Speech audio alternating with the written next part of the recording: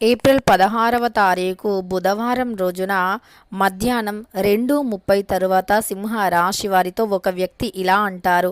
ఇక వారిని నమ్మితే శ్రీ లక్ష్మీ నరసింహస్వామి జ్యోతిష్యాలయం భార్యాభర్తల సమస్యలు, ప్రేమ సమస్యలు, కుటుంబ సమస్యలు, వ్యాపారంలో నష్టం రావటం, మనశ్శాంతి లేకపోవటం, అనుకున్న పనులు కాకపోవటం, కోర్టు సమస్యలు, నరదృష్టి, సంతాన సమస్యలు, పెళ్లి కుదరకపోవటం, ఆరోగ్య సమస్యలు, వాస్తు ఇంటి సమస్యలు, విదేశీ ప్రయాణం, ధనం నిలకడగా లేకపోవటం, మీకు ఎటువంటి పర్సనల్ సమస్యలు ఉన్నా జ్యోతిష్యం చెప్పబడును.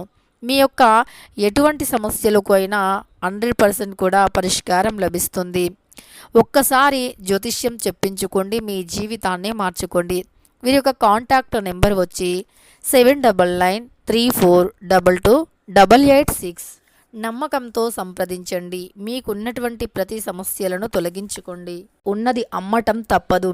తప్పకుండా సింహ రాశి వారు ఎక్కడ ఉన్నా చాలా జాగ్రత్తగా ఉండాలి. ఈ వీడియోని మాత్రం తప్పకుండా చివరి వరకు చూడాలి. అప్పుడే మేమేం చెబుతున్నామో మీకు పూర్తిగా అర్థమవుతుంది. ఇక సింహ రాశి వారికి ఏం జరుగుతుంది, ఏ వ్యక్తి వారితో ఎలా అంటారు, మధ్యాహ్నం 2:30 తర్వాత సింహ రాశి వారితో ఏ వ్యక్తి ఎలా అంటారు, సింహ రాశి వారి యొక్క గోచార ఫలితాలు ఎలా ఉన్నాయి, అసలు సింహ రాశి వారికి ఎలా ఉంటుంది అనేటటువంటి పూర్తి అంశాలను ఈ వీడియోలో తెలుసుకుందాం. వీడియోని ఎక్కడా స్కిప్ చేయకుండా చివరి వరకు చూడండి. సింహ రాశి అనేది రాశి చక్రంలో 5వ రాశి. మక 1, 2, 3, 4 పాదాలు, పుబ్బ 1, 2, 3, 4 పాదాలు, ఉత్తర 1వ పాదంలో జన్మించిన వ్యక్తులని సింహ రాశి వారిగా పరిగణిస్తూ ఉంటారు. ఈ రాశ్యాధిపతి వచ్చేసి సూర్యుడు. ఇక సింహ రాశి వారి దగ్గరికి ఏ వ్యక్తులు వస్తారు, ఎందుకు వస్తారు, అసలు సింహ రాశి వారు ఏ వ్యక్తులను అస్సలు నమ్మకూడదో పూర్తి అంశాలను తెలుసుకుందాం. ఈ రాశిలో జన్మించినటువంటి వ్యక్తులు తెలివితేటలతో కలిగి ఉన్నప్పటికీ కొన్నిసార్లు అంటే బంధాలకి, బంధుత్వాలకి ఎక్కువగా విలువను ఇస్తూ ఉంటారు. తమ యొక్క బంధాలను కాపాడుకోవటానికి ఎంత దూరమైనా వెళుతారు, ఎంతటి రిస్క్నైనా తీసుకుంటూ ఉంటారు సింహ రాశివారు. ఇక అలా ఎవరైతే బంధాలను, బంధుత్వాలను ఎక్కువగా అంటే బంధుత్వాల పట్ల ప్రేమాభిమానాలను కలిగి ఉంటూ ఉంటారో దానిని ఇతరులు అడ్వాంటేజ్గా తీసుకుంటూ ఉంటారు. వీరి యొక్క మంచితనాన్ని, వీరి యొక్క బలాన్ని, బలహీనతని క్యాచ్ చేస్తూ ఉంటారు కొంతమంది. అలాంటి వ్యక్తులు వీరి చుట్టూరే ఉంటూ ఉంటారు, కానీ ఆ వ్యక్తులను గమనిస్తూ ఉండరు. అలా ఈ వ్యక్తులు ఇతరులకి మంచి చెయ్యాలి అనుకుంటూ ఉంటారు, అందరి పట్ల మంచి భావనతో ఉంటారు, కానీ ఎదుటి వ్యక్తులు మాత్రం అలా కాదు. ఈ వ్యక్తులు అంటే ఎప్పుడైతే ఒక వ్యక్తిని ఇంకొకరు బ్యాడ్ చేయాలి అనుకుంటూ ఉంటారో అలానే ఆ వ్యక్తి గురించి మంచివారైనా సరే లేనివి కూడా కల్పించి చెప్పాలి అనుకుంటూ ఉంటారు. సో అలాంటి వ్యక్తులకి మీరు దూరంగా ఉండాలి. మరి అలాంటి వ్యక్తులను ముందుగానే ఎలా క్యాచ్ చేయాలి, ఎలా తెలుసుకోవాలి ఆ వ్యక్తులు మన పట్ల అంటే మన యొక్క ఎదుగుదలని ఓర్చుకోలేకపోతూ ఉన్నారు అని, అలానే మన యొక్క మంచితనాన్ని అడ్వాంటేజ్గా తీసుకుంటున్నారు అని ఎలా మనం గుర్తించాలి అంటే మనం ఫస్ట్ స్టేజ్లోనే అలాంటి వ్యక్తులకి కొంచెం దూరంగా ఉండాలి.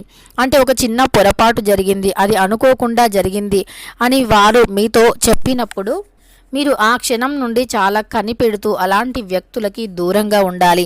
అప్పుడు మీకు ఎలాంటి ఆపద రాకుండా ఉంటుంది. అయితే ముఖ్యంగా మీ దగ్గరికి ఆపదలో ఉన్నాము అని రక్షించమని వస్తూ ఉంటారు, కానీ అలాంటి వ్యక్తుల పట్ల పొరపాటున కూడా మీరు జాలిని చూపించకూడదు.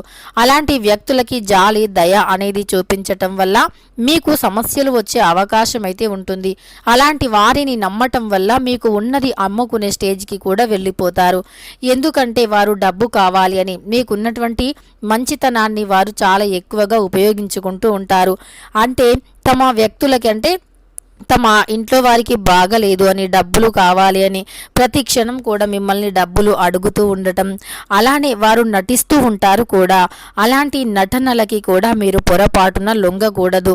అలాంటి నటనలకి మీరు లొంగినట్లు అయితే గనక మీరు డబ్బుల విషయంలో చాలా బాధపడవలసి వస్తుంది. కనుక డబ్బులు అనేవి ఒక వ్యక్తికి ఇచ్చేటప్పుడు అయినా అది వడ్డీ రూపంలో ఇస్తున్నా, అప్పు రూపంలో ఇస్తున్నా, లేదా దానంగా ఇస్తున్నా లేదా డబ్బుని ఖర్చు చేస్తూ ఉన్నా సరే 1కి 10 సార్లు ఆలోచించి ఆచితూచి అడుగులు వేయవలసి ఉంటుంది. ఎందుకంటే ఎంతో కష్టపడి సంపాదించుకున్నటువంటి డబ్బు అనేది మనం ఎంత జాగ్రత్తగా ఖర్చు పెడితే అంత మంచిది. కనుక డబ్బు విషయంలో మాత్రం చాలా జాగ్రత్తగా ఉండాలి.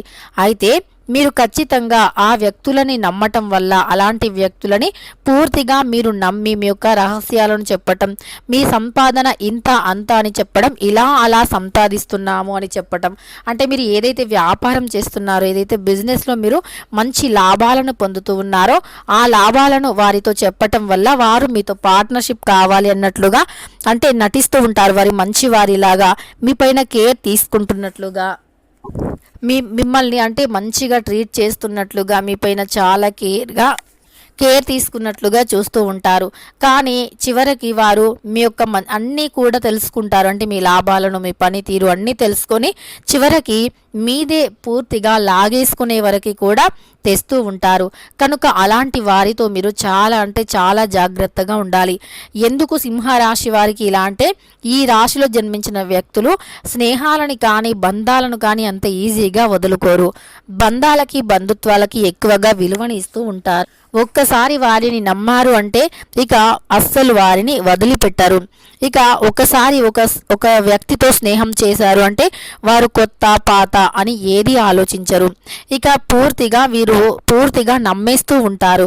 కనుక అలాంటి వ్యక్తులని నమ్మటం వల్ల ఉన్నది కూడా అమ్ముకోవలసి వస్తుంది. తద్వారా జాగ్రత్తగా ఉండాలి. ముఖ్యంగా నూతనంగా పరిచయమైనటువంటి వ్యక్తులతో జాగ్రత్తగా ఉండాలి.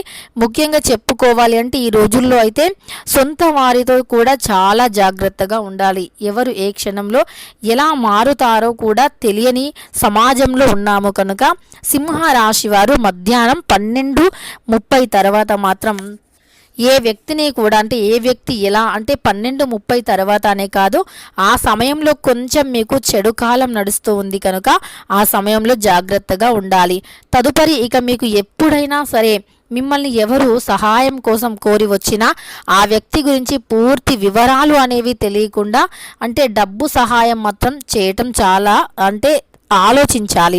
అన్నం అయితే ఎప్పుడైనా మీరు అన్నదానం ఎవరికైనా ఎప్పుడైనా ఏ సమయంలో అయినా చేయవచ్చు. కానీ డబ్బుకు సంబంధించినటువంటి సహాయాలు చేసేటప్పుడు మాత్రం 1కి 10 సార్లు మీరు తప్పకుండా ఆలోచించి తీరవలసిందే. లేదంటే మాత్రం మీరు ఆర్థికంగా మాత్రం చాలా అంటే చాలా అంటే మీరు చాలా బాధపడవలసి ఉంటుంది. ఎవరిని కూడా అతిగా నమ్మకండి. ఇక అంతేకాకుండా మీకు ఈ సమయంలో ఎలా ఉంటుంది అంటే లావాదేవీలతో మీకు తీరిక అనేది ఉండదు. అలానే మీ యొక్క మీకు శ్రమ అధికం అవుతుంది. అలానే అకాల భోజనం కూడా చేయవలసి వస్తుంది. అలానే మీకు ఆచితూచి కూడా అడుగులు వేయండి. అలానే దుబారా ఖర్చులు పొరపాటున కూడా పెట్టకూడదు. ఖర్చులు ఎక్కువగా పెరుగుతూ ఉంటాయి. పనులు ప్రారంభంలో ఆటంకాలు ఎదుర్కొంటారు. ముఖ్యుల కలయిక అనేది వీలు పడకపోవచ్చు. ఆప్తుల మీ యొక్క ఆప్తులు ఎవరైతే ఉన్నారో వారి యొక్క వాక్యాలు కార్యోన్ముఖులను చేస్తాయి. అంటే మీరు పని చేసుకునేలాగా చేస్తూ ఉంటాయి. అలానే మొండి ధైర్యంతో ముందుకు సాగుతారు. ఇక ఈ రాశిలో జన్మించినటువంటి వ్యక్తులకి ఈ విధంగా ఉంటుంది కనుక మీరు ఖచ్చితంగా ఏ వ్యక్తిని కూడా అధికంగా నమ్మకుండా ఉండండి. అధిక నమ్మకం అనేది అస్సలు పనికి రాదు. 1కి 10 సార్లు ఆలోచించుకోవాల్సి ఉంటుంది. ఏ వ్యక్తి గురించి అయినా సరే మీరు ఒక వ్యక్తి గురించి ఒక వ్యక్తికి ఎప్పుడూ కూడా ఎవరిని కూడా అస్సలు ఎక్కువగా నమ్మకూడదు. కనుక చాలా అంటే చాలా జాగ్రత్తగా ఉండాలి. ఇక ఈ యొక్క సింహరాశిలో జన్మించినటువంటి వ్యక్తులు ఎవరిని కూడా అతిగా నమ్మకూడదు అని చాలా బాగా గుర్తుపెట్టుకోవాలి. పొరపాటున కూడా అధికంగా ఎవరిని నమ్మినా కూడా మీకు సమస్యలు తప్పవు. అలానే మీ యొక్క డబ్బు రహస్యాలను ఎవరితో కూడా చెప్పవద్దు. ముఖ్యంగా మీరు ఏదైనా పత్రం మీద సైన్ చేసేటప్పుడు కూడా 1కి 10 సార్లు ఆలోచించండి. అలానే తెలుసుకోండి, చదవండి. ఒకవేళ మీకు చదువు రానివారు అయితే గనక చదువు వచ్చిన వారితో చదివించి ఒక పత్రం పైన సంతకాలు మాత్రం చేయవలసి ఉంటుంది. మీకు ఈ సమయంలో కలిసి వస్తుంది. కష్టానికి తగిన ప్రతిఫలం ఉంటుంది. మీరు ఎంత కష్టపడితే అంత మంచి ప్రతిఫలం అయితే తప్పకుండా ఉంటుంది. ఇక తెలుసుకున్నారు కదా, ఏప్రిల్ 16వ తారీఖు బుధవారం రోజున సింహరాశి వారికి మధ్యాహ్నం 2:30 తర్వాత ఏ వ్యక్తి వల్ల ఎలా జరుగుతుంది, ఎలా ఉంటుంది, వారి యొక్క పూర్తి గోచారం ఏమిటి అనేటటువంటి అంశాలను వీడియో నచ్చితే లైక్ చేయడం మర్చిపోకండి. ఇలాంటి ఎన్నో వీడియోస్ కోసం ఛానల్ని తప్పకుండా సబ్స్క్రైబ్ చేసుకోండి.